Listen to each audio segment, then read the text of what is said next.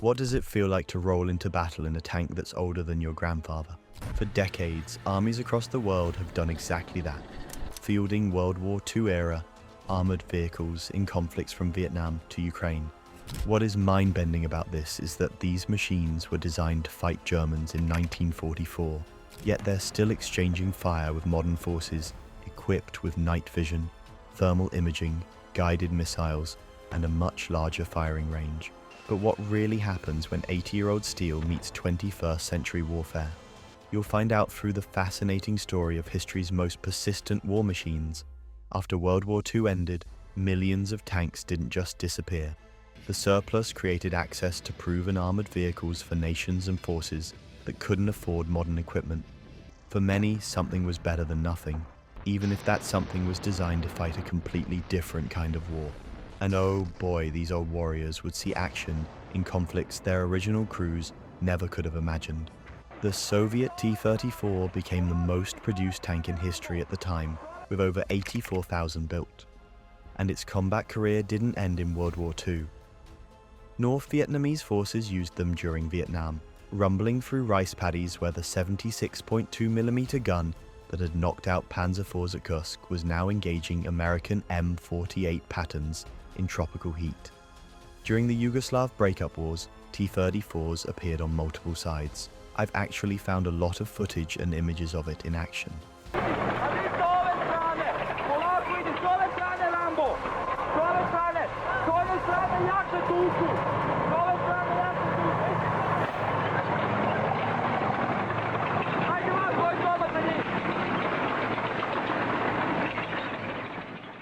Croatian, Serbian, and Bosnian forces all fielded these vintage machines in urban environments and mountainous terrain that would have seemed alien to their original crews. Yemen's civil war has featured T-34s operated by various factions, while North Korea maintains them as Korean War leftovers. Most remarkably, T-34s have been spotted in Ukraine, most likely for propaganda purposes, as you see here in this footage. Nevertheless, the sight of an 80-year-old tank rolling through the same region where it first fought German forces creates an almost surreal connection to history. Israel extensively modified M4 Shermans into Super Shermans with new guns and engines. During the 1967 Six-Day War, these upgraded machines proved effective against Arab forces equipped with Soviet armor. The irony was pretty striking. American tanks designed to fight Germans were now battling Soviet-designed vehicles in the Middle Eastern desert. Over 20 years later, Egypt also operated Shermans, creating the bizarre situation where Sherman tanks fought other Sherman tanks in both the 1956 Suez Crisis and the Six-Day War, where Israel fought against Egypt, with both sides employing modified versions of the M4 Sherman tank. Egyptian Shermans were often M4A4S modified with French AMX-13 light tank turrets, known as the M4/FL10. Ironically, some Israeli forces also used modified Shermans, like the M50/M51, and even had a friendly fire incident in 1956 when they mistook Egyptian Shermans for enemy armor. The last confirmed Sherman versus Sherman engagement occurred in 1973, nearly 3 decades after the tank had first entered combat in North Africa. Perhaps the most ironic story involves Syrian Panzer IVs fighting Israeli Centurion tanks on the Golan Heights during 1967. The Panzer IV was one of the most widely produced tanks, along with the Stug 3. These German tanks, designed to support Hitler's war machine, were now operated by Arab forces against the very nation that had suffered under Nazi occupation. The wrecks remain on the Golan Heights today as rusted monuments. What's also significant was that those same Panzer IVs were likely up against a few Sherman tanks operated by the Israelis, marking almost a remaking of the African front battles from World War II. But this next one will really blow your mind. A Panzer IV was reportedly spotted by Russian forces during the current Ukraine conflict. Here's a few images. It's not fully confirmed what happened here, but it seems to be of some use by the Ukrainian side, judging by the blue tape on the turret. It's definitely a restored version, or possibly a movie prop.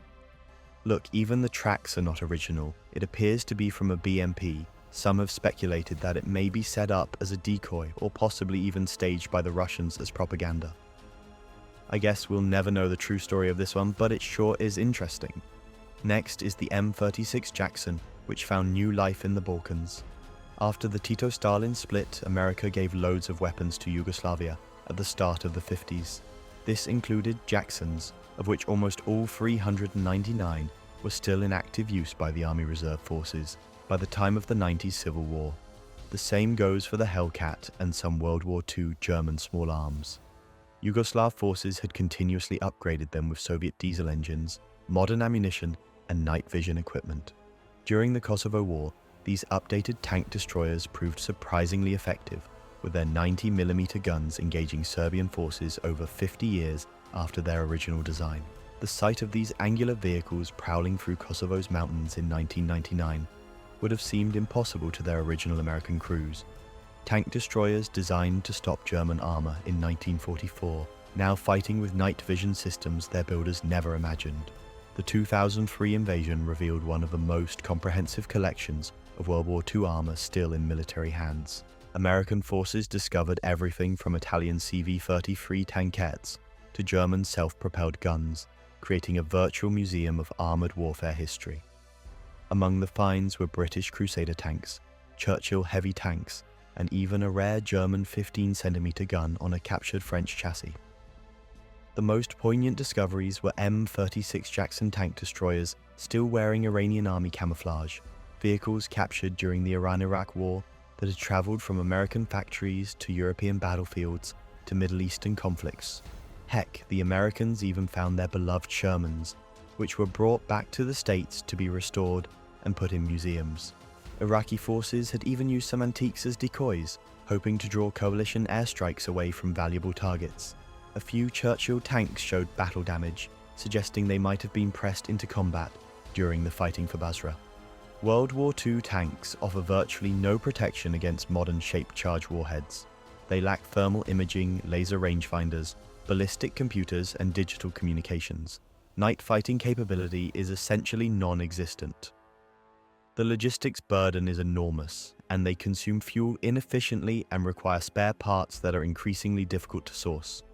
Most critically, they cannot participate in modern combined arms operations that rely on real-time coordination between tanks, infantry, helicopters, drones, and air support. Despite these limitations, World War II tanks continue appearing in conflicts worldwide. For cash-strapped forces, vintage armor often represents the only available mobile firepower option. A 1940s tank may be obsolete, but it's more effective than a pickup truck with a machine gun, depending on the situation. The psychological impact shouldn't be underestimated. Even an ancient tank can intimidate infantry and provide a rallying point. In conflicts where both sides have limited resources, any armored vehicles provide a significant advantage.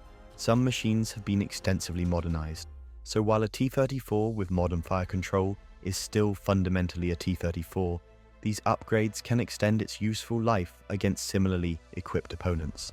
But no amount of modification can turn a World War II tank into a modern fighting vehicle. These machines survive in service not because they're effective, but because they're available. Today, as warfare becomes dominated by drones, precision missiles, and electronic warfare, World War II tanks represent fascinating anachronisms. They're rolling museums that occasionally find themselves in actual combat. They're steel shells containing decades of military history, while crews try to fight 21st century wars with 1940s technology. Whether any World War II tanks will still be fighting in 2030 remains to be seen. But given their remarkable persistence, it wouldn't be surprising to see these vintage warriors rolling into their second century of service, still carrying the scars of a war that ended before most of their current crews were born. That's it for today's episode. Thanks for stopping by, and please make sure to hit that like button on your way to your next video. It'll help me out so I can get more cool videos made for you guys.